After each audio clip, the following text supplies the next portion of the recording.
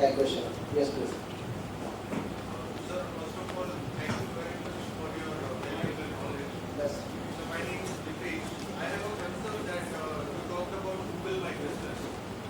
So what if a patient is giving negative feedbacks? So we don't have any authority to delete it or what? So how we can cover it, sir? સાહેબ કોઈ દિવસ નહીં કરવાનું ભૂલ્યો. જ્યારે બી કોઈ બી message કરે તમે મને એમ કહો માધવભાઈ તમે બોલ્યા પણ બહુ મજા ન આવી, તમારું અમે તો બહુ મોટું વિચારીને આવ્યા હતા ને આ હશે શું કે નથી સારું. મારો જવાબ શું હોવો જોઈએ? બિંગ હોસ્પિટલવાળા મારો જવાબ એવો હોવો જોઈએ, સાહેબ તમને જે અનકન્વિનિયન્સ થયું છે તેના માટે મેં માફી માંગીએ છીએ.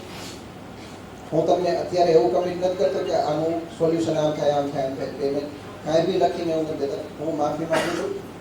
હું મારી ટીમને કેવી રીતે સુધારી શકું એના ફીડબેક માટે હું તમને કોલ કરું. તમે મને તમારો નંબર આપો.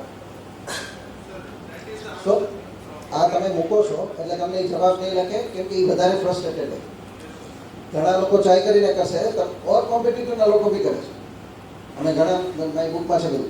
ઘણા લોકો એવું બી કહેશે તમારા જ કોમ્પિટિટર હોય તમારા એ જ મૂકાવશે કે ભાઈ આવા 2 રિવ્યૂઝ મૂકો ઓર ઓછા સ્ટાર મૂકો, 1 સ્ટાર એટલે એક હોસ્પિટલ. એ ટાઈમે આપણે ખાલી આટલું જ કરવાનું. સો તમે બધી નેગેટિવ રિવ્યૂઝને એને 100 જવાબ દો. પહેલી પ્રાયોરિટી પોઝિટિવવાળાને કદાચ નહીં જવાબ દો તો ચાલશે. નેગેટિવવાળાને ઇન્સ્ટન્ટ જવાબ આપો ને એમાં એની પાસે કન્ટિન્યુઅસલી માંગો. તમે ફોન કરો, ધીસ ઇઝ માય નંબર, આ ટાઈમથી આ ટાઈમની વચ્ચે ટાઈમ સાથે કહેવાનો. સો ક્યારેય બી હવે બહુ વર્ષ વિચારો કે ક્યારેય બી તમારે એવો જવાબ દેવો પડે છે લીગલ મેટર થઈ આ થયું. સાહેબ મેં એને કીધું હતું કે સોમવારે 4 વાગે તારે મને ફોન કરજે, હું તને સોલ્યુશન કરી દઈશ. અમારો કોલ લોક તમે ચેક કરી લો, ફોન નથી આવ્યો. So you are free from that.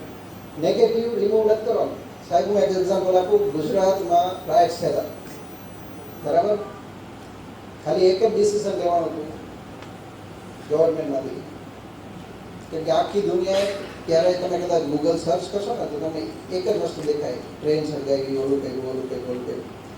સારી વસ્તુ નહોતી. હું ઈટાને દુબઈ હતો, મને ખબર છે. તમે ગુજરાતવાળાને એવી રીતે બોલતા હતા. એક જ સાહેબ ચેન્જ આવ્યો કે જેટલા બી આપણા પોઝિટિવ હોય ને એ 100 ફોલ્ડમાં 100 ટાઈમ્સ નહીં બોલતો, 100 ફોલ્ડમાં અપલોડ થવા જોઈએ from thousands of channel. So you do that. તમારું એને આપી દીધું. હવે એનું સરાઉન્ડિંગ તમને ગોતતા આવડે છે કે નથી આવતું હું તમને બ્રીફ કરી દઉં. સેમ આનો જસાપરા છે. તમારી પ્રોફાઇલમાં જાઓ એટલે તમને ખબર પડે કોના હું ફ્રેન્ડ છું. તમારી સારી વસ્તુ તમારા એના ફ્રેન્ડમાં સર્ક્યુલેટ કરો. So you are through. Done? Yes. One more question I have. That is WhatsApp we are using, right, sir? So API system, I personally use chatbots for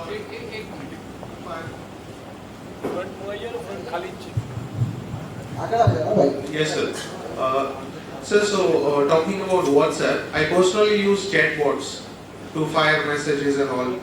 But I do have like sometimes it got bad, like after 10,000, 20,000 messages.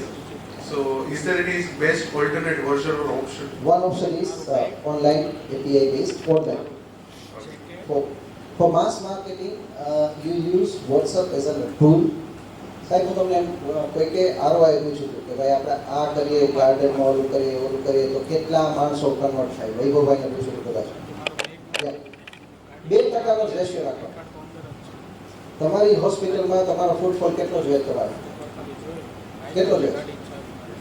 તમારે 100 જણા ગયા છે તો તમારે કેટલા message કરવા? 2%. તો એનું તમે પ્લાન કરી લો અને ટુ સ્ટાર્ટ વિથ સે તમારે 1 લાખ મેસેજ કરવાના થયા. હવે 1 લાખ મેસેજ કરવા તો કોઈ દિવસ એક દિવસમાં નહીં કરવા.